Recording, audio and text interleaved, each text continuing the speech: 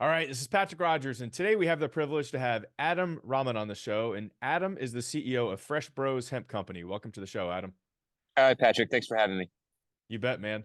So, a little bit about Adam. With a diverse background in both medicine and entrepreneurship, Adam provides a pivotal value for the continual distribution of hemp derived cannabinoids within the cannabis industry. Adam attended Campbell University School of Osteopathic Medicine, class of 2022, before transitioning fully into the hemp industry in late 2018. Since his complete pivot, Adam's brand Fresh Bros has become one of the top hemp distribution companies in the nation with a steadily growing international presence. So I can't wait to dive in, Adam, and learn about what's really helped you be successful and grow in your company. Before we do that, what's one interesting fact about yourself that not many people know, man?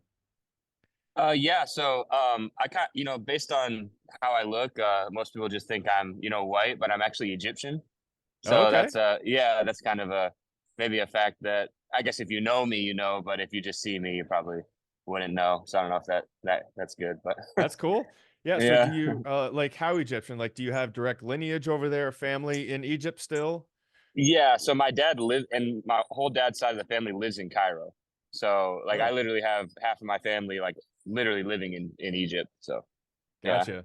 So I Yeah. assume you get over there from time to time. Yeah, as much as I can. I've been over there, I think five or six times in my life. Okay. Yeah, Gotcha. I just recently went there, I think a year ago. Just stopped in to see my dad for a little bit. But Awesome. I try to go when I can. I get kind of busy, but of course when I can. Yeah.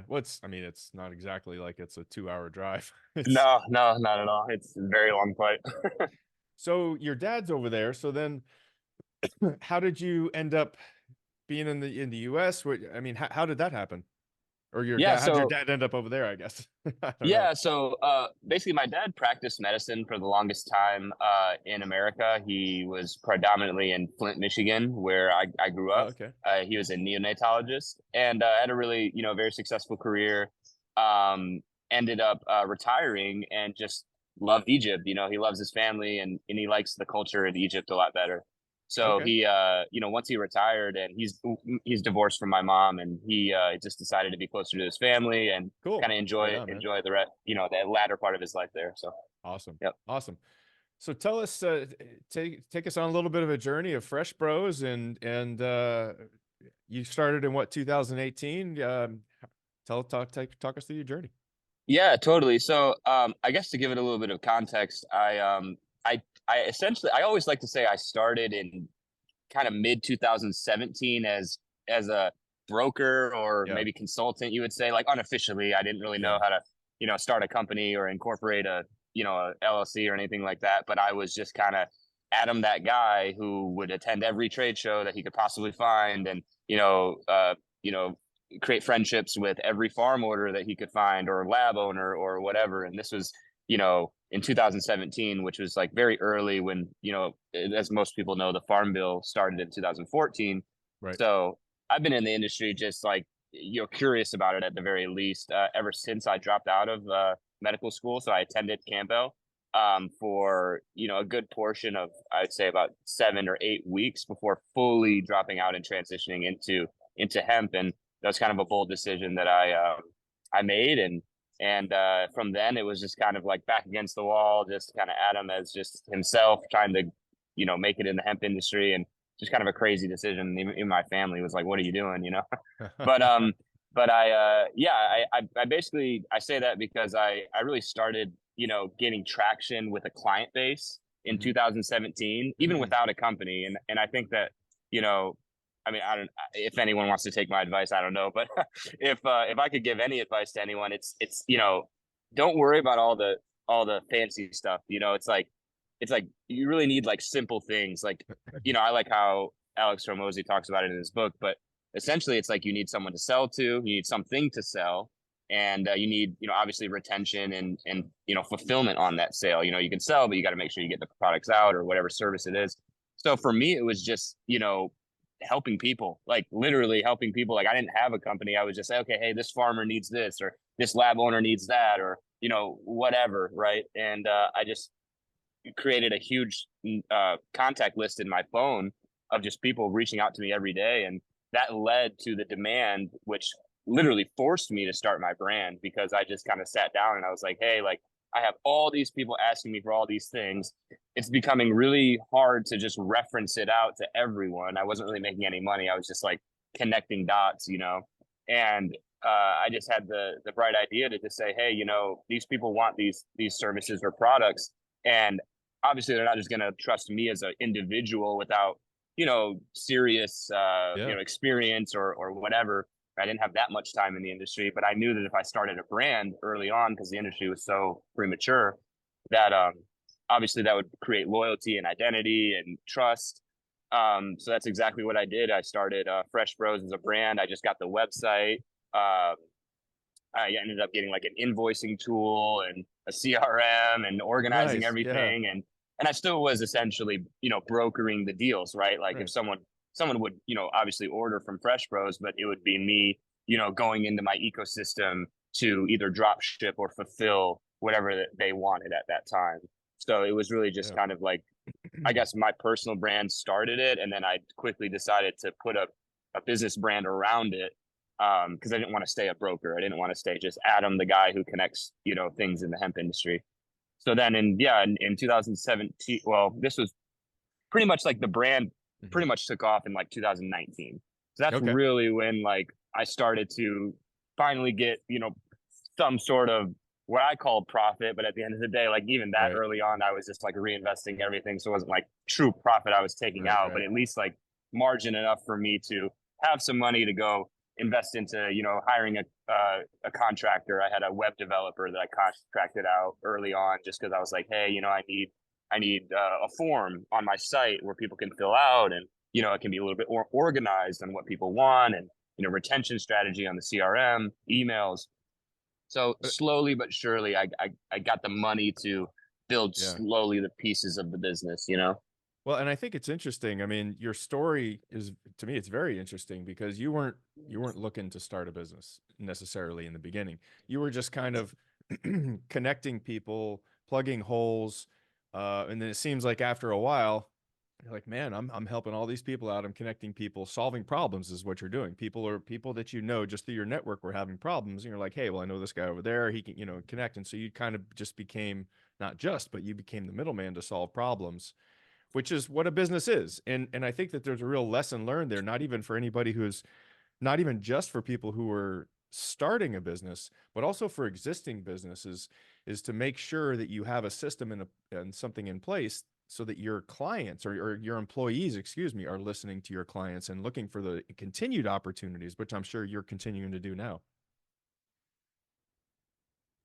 Yes, absolutely. And I think, you know, that's exactly it. I wasn't, you know, necessarily, I didn't know, right? Like, I mean, maybe in my mind, I was like, yeah, I want to be a businessman. Yeah. But at the end of the day, I just kind of got caught up in helping people. You know, Yeah. like I Right just on. figured like, oh, I Mhm. don't know what this whole business thing is about, but you know, I know that these people need this, you know, or so They I need decided. help. So, there you go. That's very cool. Exactly. I think it was also big that you know, I had a really good sit down with the dean of my school, because I was in that class of 2022 Yeah. in medical school, Hmm. and you know, he sat down and he sat me down and he was like, "Hey, listen, like, you know, you've gotten accepted. Like, you know, we would love to have you. I mean, you seem like a bright, you know, you obviously could be a future doctor one day." And but he just kind of sat down because he saw me so scattered in the first couple of weeks, and then like I would actually leave on the weekends to go to a farm that I was like learning from, and there was a farm owner I was just like looking up to, and I would leave on the weekends and then come back to the Campbell University in the weekdays. And then Ah, the dean was like caught on to it. He's like, you know, you're not focused. Like you're not like yeah. you're leaving You're every all week. over You're the not in, place.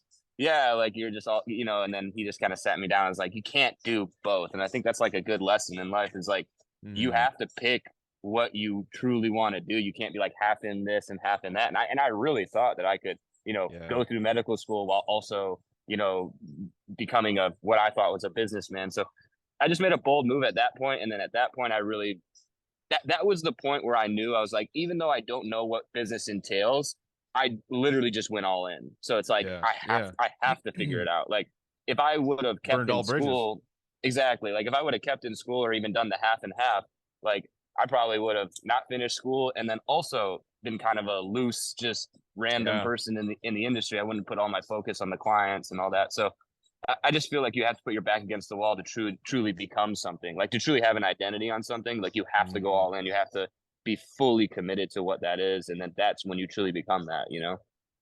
I think you're so right. And there's so many people that have attested to that. Like you have to commit to one thing, burn all Mhm. bridges, cut the umbilical cord, whatever that is, Yeah. and Even your just family, go. you know, like, yeah. Yeah.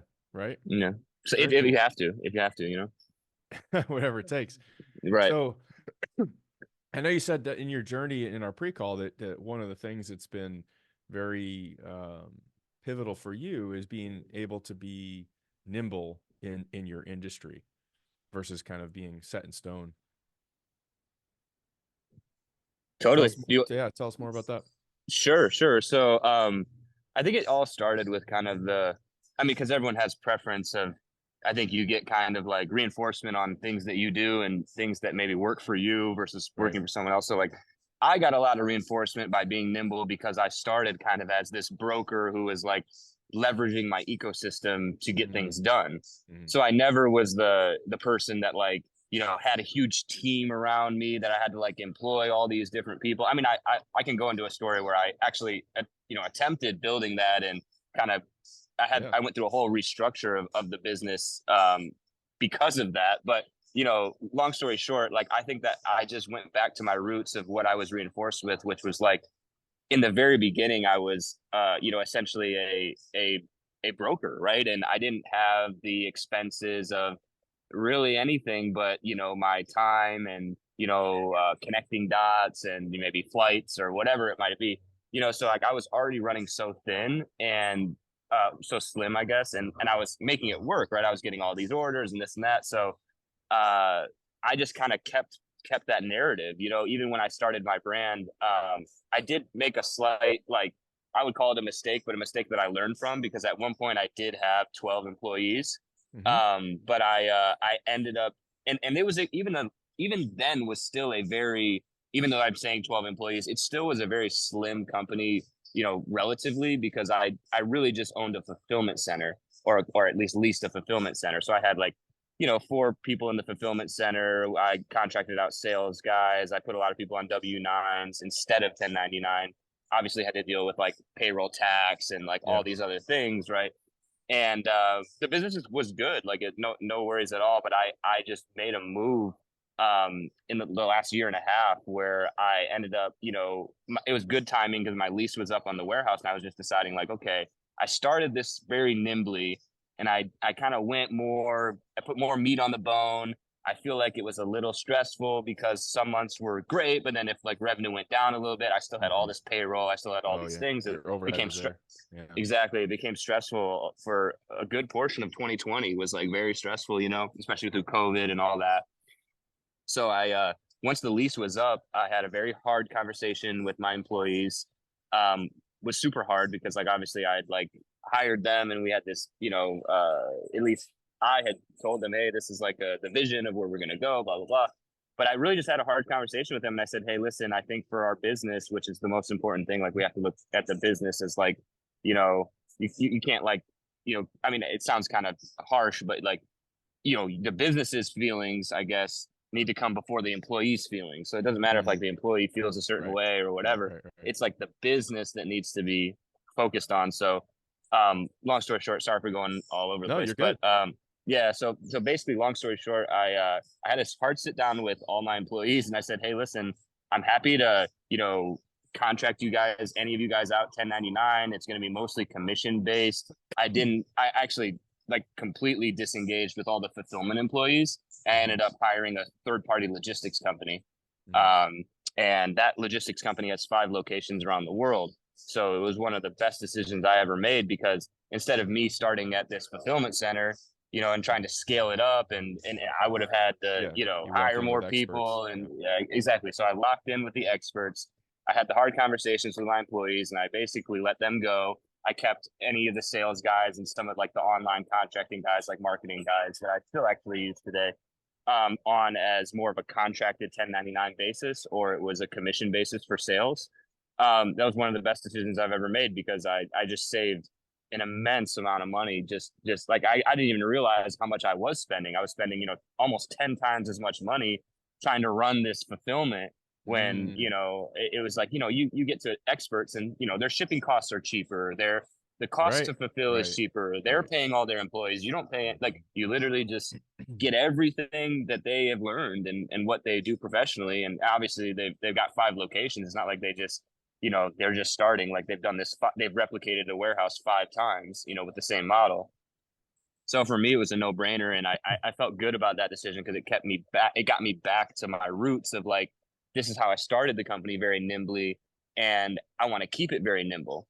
And especially too, which a lot of people don't realize, is like, anything can happen. And it's like, if you have a very, very high capital expenditure in your business, what if your market, something happens to your market? What if, I mean, God forbid, what if, another COVID situation happens, or whatever, and you're looking at not only closing your business, but all of the debt that you're going to incur month by month by not having the revenue, cover the expense. So now it's like, yeah, I still have, a lot of expenses. Don't get me wrong. I'm still running a business, but at the end of the day, I know if the market tanked or I hit rock bottom again or whatever, I would have skills and resources with people that I contract with to pivot in any direction. You know what I mean? Like, it doesn't I matter do. if Yeah. yeah, if like the industry goes away, I still am contracting a web developer. So it doesn't matter. I still will be able to develop a website for anything. I'm still contracting salesmen that only get paid on commission. So it's not like I have to, eat any loss if the company doesn't make money, and then there's just so many reasons where it's like, and no one thinks about that. No one thinks about like, oh, what if I lost everything tomorrow? Or a better way to phrase it would be, what Mm, if my revenue drops 90% tomorrow? Because most people's revenue, if they drop 90% tomorrow, they would not be in business no, at no, all. absolutely. And I don't know if, like, I mean, obviously dropping revenue 90% would definitely hurt me, but I can confidently say that I would still run my business if revenue dropped 90% tomorrow. I would still run it. I would still be able to get through it. And that's not something that many people can say. And obviously I'm not that big, and I think there's more challenges when you get bigger and bigger and bigger, but at least starting out, like, I truly believe that if you're not, you know, ready to take a huge hit in the revenue and still push through like that runway that you're supposed to have, you're really running a lot of risk. Yeah, I think not many companies would be able to say they, take away 90% of my income and I'd still be able to run. But I think there's an important lesson here. Number one, for me, anyways, too, is be able to scale down if you need to. There's a lot of people that will hold on to their people, right, for fear of hurting them or ruining their lives, or whatever that is, Mm-hmm. versus having the business be the number one priority. Because if the business doesn't survive, then the people don't stay anyways, right? And so Of you course. realize that early on, and you effectively had that scale down. But there's some people that what they will do, right, is they'll take on jobs at like a discounted price just to keep their Mm-hmm. people busy. And then now the business makes no profit. The business is starting to slowly, die a slow death. And you took that the other way. The other thing is that outsourcing a fulfillment center, that sounds like that was a great lesson learned for you. And also, having backup plans. Yeah. Yeah, totally. And I think also it's like, this is just my, I guess, opinion, right? Or the experience that I have through Hmm. what I've been through. And like, Yeah. I don't think it's right for everyone, right? And I think there's some things that I also probably need to learn or need to get, brushed up on, because at the end of the day, I just run a drop shipping cannabinoid distribution company, contracted out my fulfillment. I mean, most of my orders come through online. I mean, we have a small sales team that goes outbound, but, you know, you're not talking to someone who has some, multi 8-figure business, and even better yet, what does it take to get up to those 8 figures or Yeah. even farther? It's like, there's no way that I can continue without building a team, right? So there's Right. a balance. Like, Sure. my advice to people is not to like, it's not like a binary thing. It's like, in one season you got like in the beginning, I highly recommend keeping it very thin and very nimble, and Hmm. making sure that you can take the hits of revenue loss that you might experience when you're starting out. But then of course, like, I'm even into a point right now where I'm like, man, I really am thinking about maybe not a W-9, but I'm really thinking about more 1099s, and I'm really thinking about building, a bigger team, which obviously will bring my CapEx up, but at the end of the day, it's like there's a season and a time for the decisions you make. Right, And I just feel like, if anyone's starting out, or anyone's like maybe in my position who like wants to start like a drop shipping company, or wants to be hands off of the product, or wants to, be mostly online and not have to deal with some of the other, burdens of responsibility of like ownership, or anything that in that regard, like there's ways to turn your side hustles into like very profiting businesses that are legit businesses, but don't take a lot of the traditional sense of like having, your warehouse or your office or 5 W-9 employees, or, all these things. It's like, there's an alternative way to contract out. Gotcha. Yeah, no, it totally makes sense. So what's next for Fresh Bros? Yeah. So right now we are, I won't lie, we're definitely keeping up with this crazy industry. I don't know if a lot of people know about the hemp derived cannabinoid industry, but there's, cannabinoids launching every month. There's new regulations like going up and down state by state. We have this farm bill that protects us federally, but there's just a lot of cannabinoids that can be derived from hemp, and a lot of them, which people don't realize, are very psychoactive. So, there's a lot of this like regulation pushback. And what's psychoactive mean?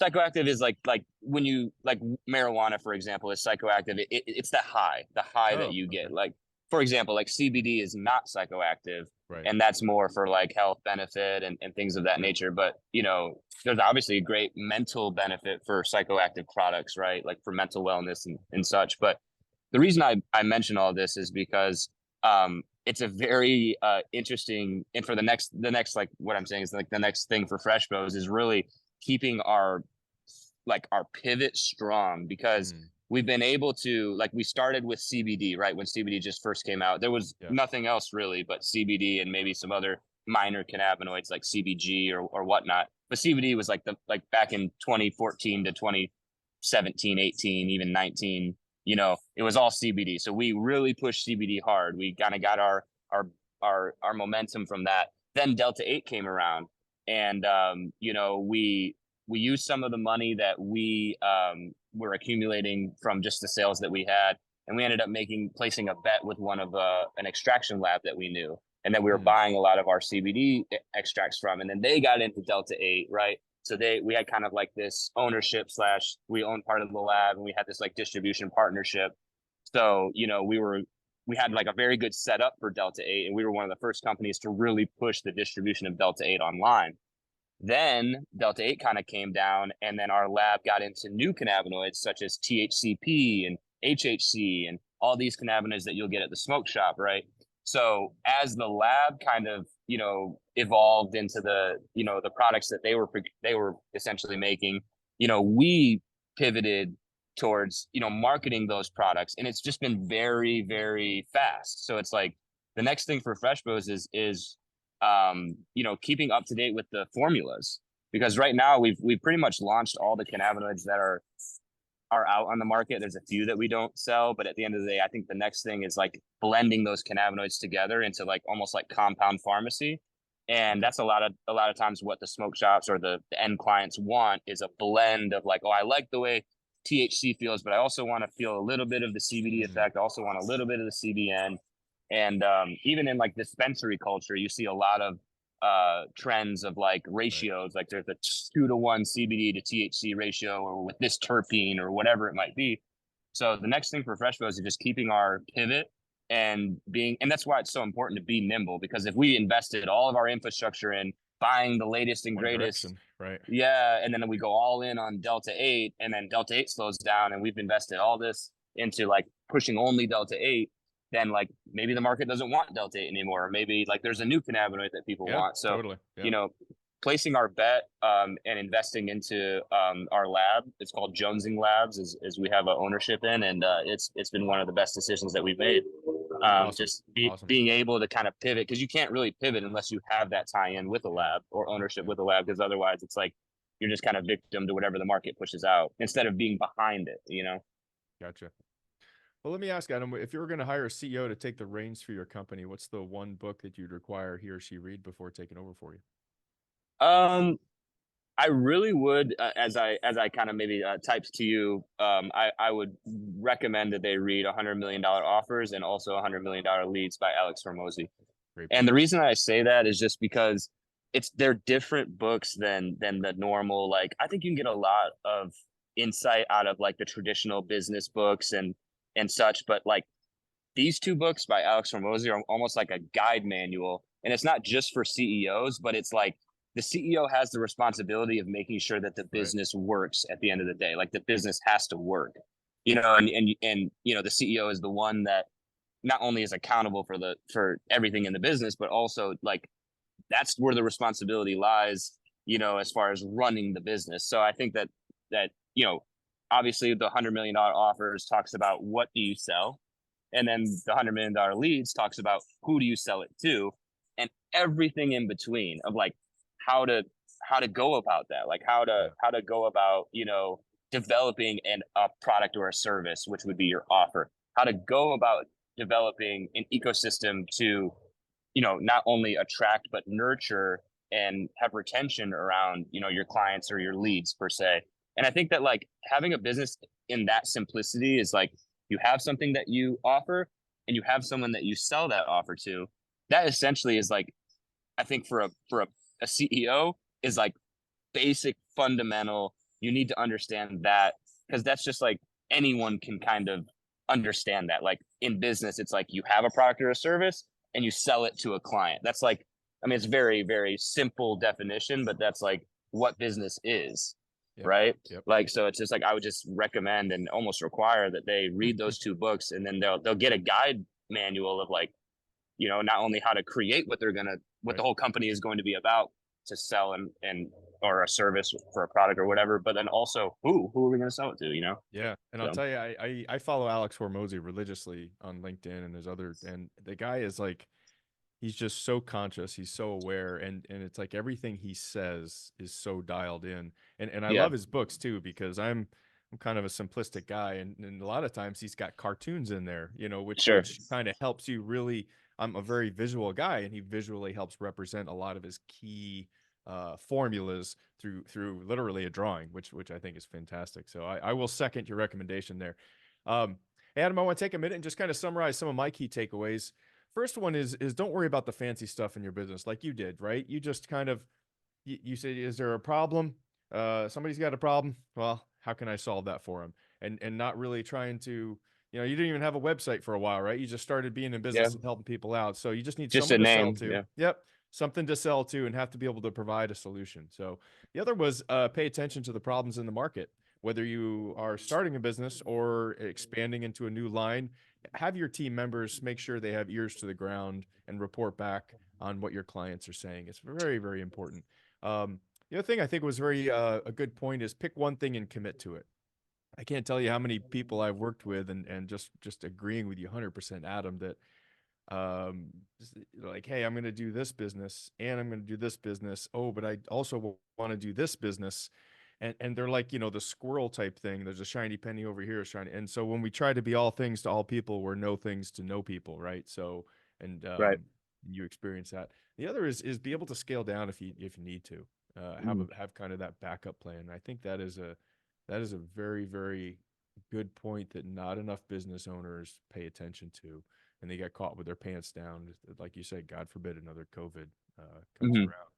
So let me ask Adam, if there was one takeaway that you'd really want the audience to absorb from our time together today, what would that be? I guess one takeaway is you know it's going to be hard to a lot of these things that maybe I will say, or I'm not even me, just like, I mean, I'm just a starting business guy, but anyone, right? If you take advice from anyone, whether it's Alex or Mosey or just some random CEO like me, who you might not know that well, at the end of the day, it's easier said than done, right? Like it's easier for me to say, oh, okay, yeah, like go all in on this one thing and block everything else out and this and that. But the number one advice I'd give people is you know do the next right thing. Like obviously people are going to give you all this advice, but like you know like for example, like you wake up out of bed, right? what's the next right thing to do?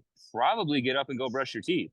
You know, what's the next right thing after that? Well, probably making sure that, you know, you have your day planned out, or what's the next right thing after that? So it's like everyone knows what they need to do. And I think that like following advice is almost hard sometimes because it makes you kind of feel like bad about yourself, because you're like, man, like it's so easy for someone to say like go all in or be nimble in business, or, you know, scale down, but like I have all these things, and it's just like, okay, slow down in this moment right now. Like, where are you? Are you where your feet are?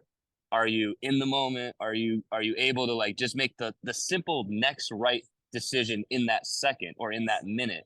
Right? Like maybe your mom calls you or whatever, and like maybe the next right thing would be to like kind of slow down and talk to your mom, or like maybe the next right thing is like you have that client that you know that you should be reaching out to, and then you have a little window of time. It's like, instead of like thinking for 10 minutes and being anxious about your next move, the next right thing would be to probably call that client and stop thinking about stuff that, you know, is going to give you anxiety. Like, I don't know, like it's a hard question to answer, but I would say just do the next right thing in the moment would be my number one takeaway. Cause that's how I started. Like, I didn't know anything. Like I didn't know anything about business. I didn't go to business school. I didn't, like, my dad was a doctor. He didn't teach me about like business. I grew up in Flint, Michigan. Not a lot of people were, you know, starting businesses there. It's kind of a rough place. And, you know, at the end of the day, I just did what I thought the next right thing was like, this guy asked me for like some random person might call me and say, oh, I'm looking for, you know, CBD distillate and it needs to be this